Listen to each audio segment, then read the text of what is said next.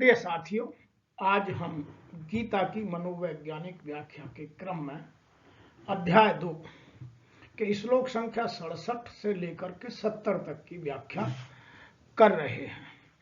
और इस व्याख्या में जीवन के सबसे महत्वपूर्ण चीजों को भगवान श्री कृष्ण या बुद्धि हमारे मन रूपी अर्जुन को समझाने का प्रयास कर रही है कि यदि कामनाओं को तुष्ट करने के प्रयास में हम लगे रहेंगे तो हमारा जीवन बर्बाद जाएगा। इसीलिए कामनाओं के तुष्टिकरण में ना लगें, अपने जीवन को उत्कृष्ट बनाने का प्रयास करें। यही गीता का उद्देश्य है। तो आइए इन्हीं चीजों को समझने की व्याख्या करते हैं कि एक भोगी व्यक्ति कामनाओं को तुष्ट करने में अपना लगा रहता है और जीवन की लीला को समाप्त कर लेता है। वहीं एक योगी व्यक्ति कामनाओं को पीछे छोड़ उनसे आगे निकल अपने जीवन मुक्ति के मार्ग पर चलता है और अपने जीवन को सफल बनाता है। इसी की बात करने के लिए आज हम 67वें श्लोक की व्याख्या करते हैं। यहां लिखा है, इंद्रियाणाम ही चरताम यत मनः अनुविधीयते तत् अस्य हरति प्रज्ञाम वायुनाम एव अपंसी। कि जिस प्रकार प्रचंड वायु का वेग अपने तीव्र वेग से जल पर तैरती हुई नाव को दूर बाहर कर ले जाता है, उसके पथ को बदल देता है, समुद्र में उसकी दिशा को बदल देता है, उसके रास्ते को कहीं से कहीं भटका देता है, उसी तरह से अनियंत्रित इंद्रियों में से कोई एक जो बलशाली हो जाती है, मन उसमें अधिक लिप्त रहता है और वही बुद्धि का विनाश कर देती है। जैसा कि महाराज अम्बरीश के जीवन में ऐसा हुआ और हमारे शास्त्रों में बहुत सारे ऐसे उदाहरण हैं। हम दिन प्रतिदिन यही देखते हैं। आज जितनी लोगों की फाइनेंशियल प्रॉब्लम्स ऑनलाइन होती हैं, उनमें अधिकतर यही एक इंद्रिय का मन पर कब्जा कर लेने के बाद वो गलती करा देती है, विनाश करा देती है। इसीलिए जैसे समुद्र में प्रचंड वायु के वेग आने पर अच्छे नाविक क्या करते हैं, उसकी पाल को बांधने लगते हैं और उसी को यहां क्या कहा गया है उसे समझते हैं। यहां कहा गया है, तस्मात् यस्य महाबाहो निगृहीतानि सर्वशः इंद्रियाणि इंद्रियाभ्यर्थ्यभ्य तस्य प्रज्ञा प्रतिष्ठिता। इसलिए हे महाबाहु, उन्होंने अर्जुन को यह महाबाहु कहा और हमको भी, बुद्धि भी अपने मन को महाबाहु कहती है।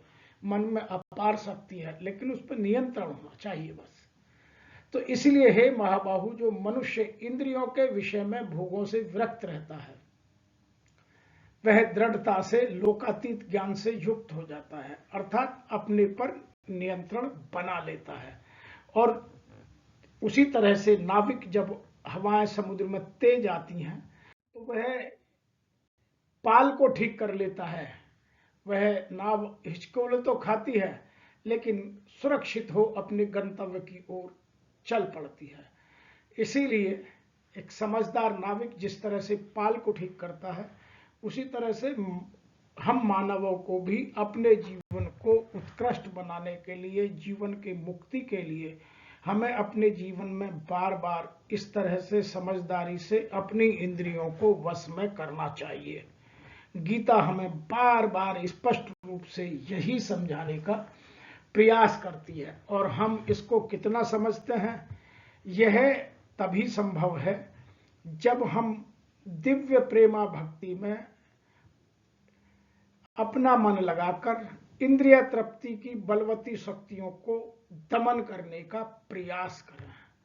क्योंकि जब तक इंद्रियों की प्रवृत्ति बहुत दमनकारी होती है, और वह कब रुकती है, जब हम मन को बार बार उन चीजों से हटाएं। और मन बहुत चंचल होता है, मन कभी एक काम में नहीं लगता, इसलिए मन को तरह तरह से बहलाना पड़ता है। इसीलिए जब हम प्रेम की भक्ति में डूब जाते हैं तो शुरू में मन को कभी राम का नाम, कभी शिव का नाम, कभी कृष्ण का नाम, कभी देवियों के नाम, कभी गायत्री मंत्र, कभी अपनी प्रार्थना, तरह तरह से मन को भटकाकर, और यही एक समझदार नाविक की तरह जीवन में अपनी पाल को ठीक करना है। मन जितना भटके खींच खींच करके उसको अपनी जगह पर लाना ही हमारी बुद्धि का चातुर्य है, और यही गीता आगे के श्लोकों में हमें स्पष्ट रूप से बताएगी। इसीलिए आगे क्या कहा गया उसे समझते हैं। या निशा सर्वभूतानां तस्यां जागृति संयमी, यस्यां जागृति भूतानि सा निशा पश्यत मुने।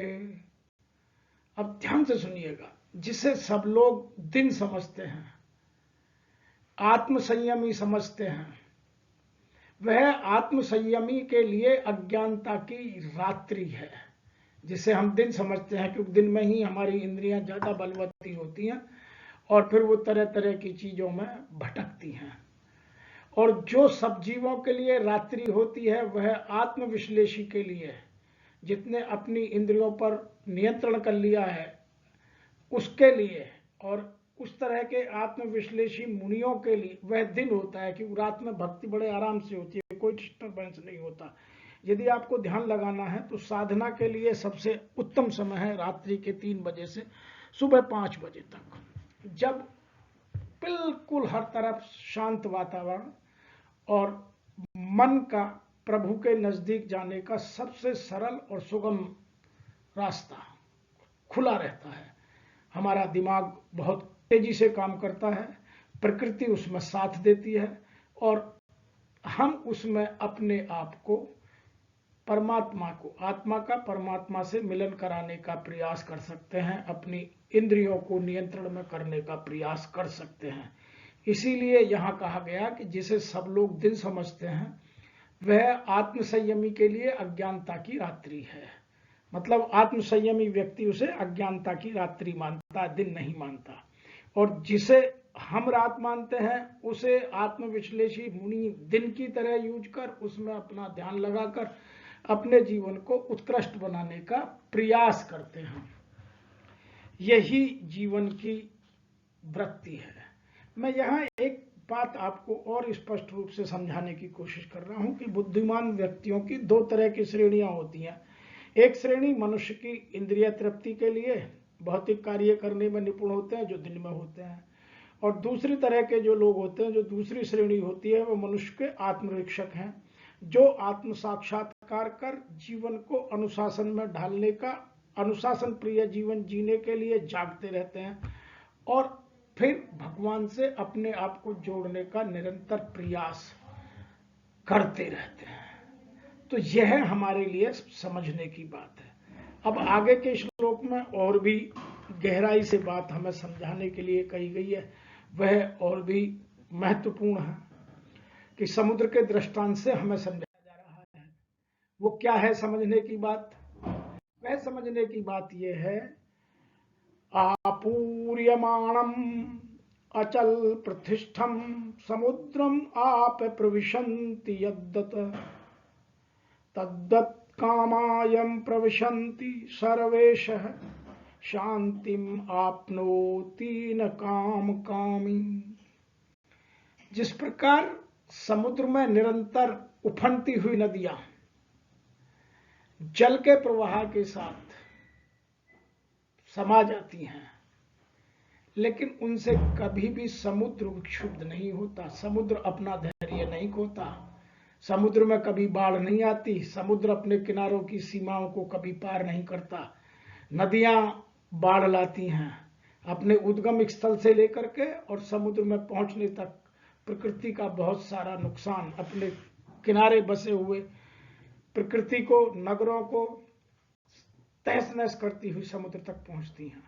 लेकिन समुद्र में कभी भी कोई अशांति नहीं होती, समुद्र का प्रवाह जैसा है वैसा ही बना रहता है।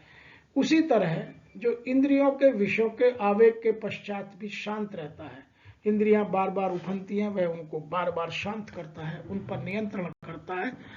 वह शांत प्रिय व्यक्ति, स्थित प्रज्ञ व्यक्ति, समाधिस्थ व्यक्ति, वह व्यक्ति उस मनुष्य की भांति जो कामनाओं को तुष्ट करने के लिए प्रयास में लगा रहता है बहुत अच्छा है। तो आपको यह समझना पड़ेगा कि जो व्यक्ति अपनी कामनाओं की तुष्टिकरण करते हैं वे अपने जीवन को बर्बाद करते हैं। सैकड़ों उफनती हुई नदियां समुद्र में आकर मिल जाए, समुद्र पर कोई प्रभाव नहीं पड़ता, लेकिन जो स्थित प्रज्ञ व्यक्ति है वह भी उसी तरीके से कितनी इंद्रियां जोर लगाएं, वह उनको सदैव खींच खींच कर अपने बस में करता है और अपने जीवन को व्यवस्थित, आत्मसंयम, अनुशासित जीता है। इसीलिए कहा गया है गीता में कि कामनाओं को तुष्ट करने के प्रयास में लगा रहना जीवन की बर्बादी है। अर्थात अपने कामनाओं को तुष्ट मत कीजिए, अपने मन पर नियंत्रण कीजिए और अपने जीवन की मुक्ति के साधनों को सफल बनाइए।